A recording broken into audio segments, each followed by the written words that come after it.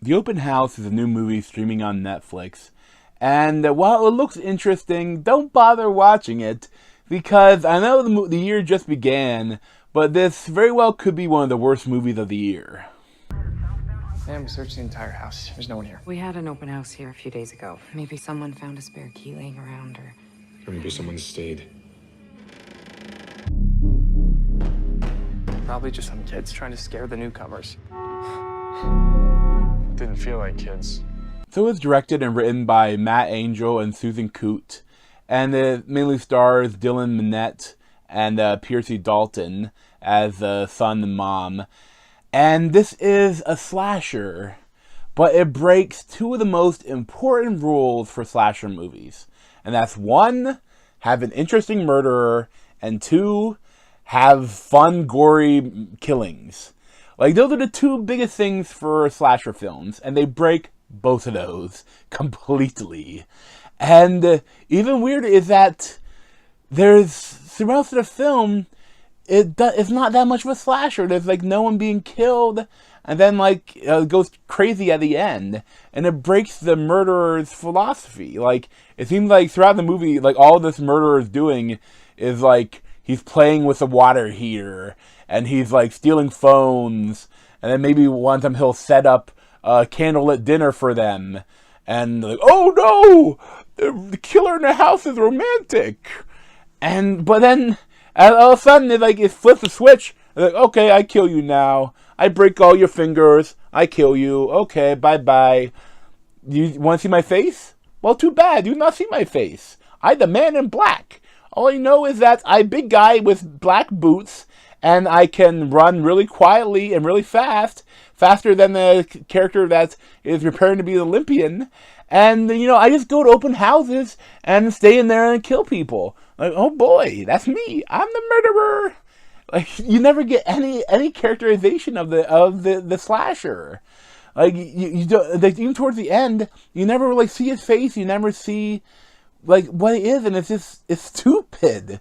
And it's weird because they set things up where there's a couple ways they could have taken it. And like you could say that I thought that they were going to go this a certain way with this other character that was weird. I thought like maybe the slasher was going to be her son or something. There's going to be some actual exposition, but there's none. And there's nothing. And the acting is bad from everyone involved. I know, especially towards the climax of the movie, the one character, the Dylan Minnette, the murderer, like, pours water on him and leaves him outside. Then the whole time he's like, running around, like, with, like, fake frost in his eyebrows, and he just looks so bad. It's so stupid. Like, you do that to him, then you have to spend the rest of the last 20 minutes of the movie or whatever, like, pretending to be cold. And it is so stupid. The characters also really don't make any sense. Because, like, in the beginning of the movie, the dad dies in front of the kid, and, they were already kind of strapped for cash, and the mother's sister is, I guess, rich, and she's selling her house that she has elsewhere, and they go live there while their open houses for to take care of it and not have to pay for their room and board. And, that's an okay setup for a film. Like, kind of cool idea, that, like, it's so funny. At one part in the movie, after the first open house, the guy, he comes in and like, oh, do you ever think that open houses are weird? You give your house to a stranger, and that stranger invites a bunch of other strangers in your house, and like no one ever checks to see if there's anyone, hiding or anything. It's like, wow, how am I going to sleep tonight? And like, it almost breaks the fourth wall when they're like doing this. And when I heard that, I couldn't help but think that when these two people were trying to sell this film to Netflix, they're like, okay, have you ever had an open house? Well, what if someone came in and they stayed there and they're a murderer? And Netflix is like, here, make it. And they made a shit film. There's also an incredible overuse of fake jump scares. And they're the worst fake jump scares, too. They're like, every couple of minutes, they're the guy, someone tapping them on the shoulder, like, ah! And like, oh, it's just you. Sorry about that. and it's over and over and over, and it's just the lowest common denominator of horror. That I don't know, like, why would he do that? And the music is always like, there's always playing creepy music, and it's so stupid, like so loud and out of place. And it's like, it's almost like at a certain point it's trying to be a ghost story. They're like, it's playing creepy music, and like, no, okay. And there are these scenes where I laughed out loud at how weird and stupid they were. Like, at one point, you know, throughout this movie, they seem to have like a loving relationship between the mom and the son, even though there's circumstances that are pretty bad. But at a certain point, the mom thinks that the son, for really stupid reason, just because the guy found this phone in the basement, they've been missing for a couple of days, but he'd been messing with her and turning off the water heater and doing, and she goes off on him. He's like, you know, you never even asked me if I'm okay. He should be seeing a therapist. His dad died right in front of him violently. And then he goes like, I wish it was you instead.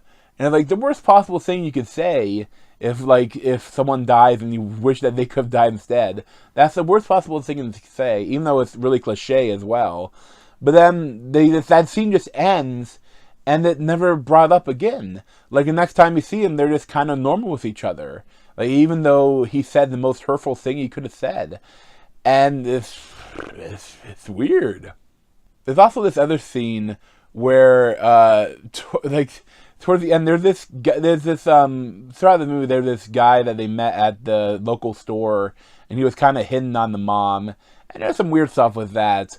But, I mean, yeah, the kid is kind of weirded out by that because the dad, like, literally just died.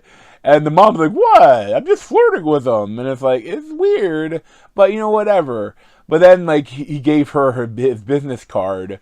And, like, there's a scene, he's in a room that's, like, taking it out and, like, staring at it and, like, puts it on the shelf. And, like, the kid is, like, in the background watching. And it's, like, it's so poorly written. And he just walks over, oh, what's this? Like, oh, it's just a card, or you can throw it out if you want. And then he, like, invites him over to stay the night because they're worried about the killer. And it's just so random. Especially because, like, earlier this guy was acting weird. Like, he came by and was, like, looking around the house. And so, I mean, that it felt like a loose thread that they're going to have, like, maybe he's the killer. But then they already showed the killer, like, his boots. And this guy didn't have those boots and he wasn't a big guy. So it's like, it is so random. There are also these weird repeated scenes where the mom is taking a shower and all of a sudden, like, it gets cold. And, like, one time she screamed, the kid ran in and was like, oh, you're naked. It's like, but then after that, like, she puts on a towel and it's still damp and goes down into the creepy basement to relight the pilot of the water heater.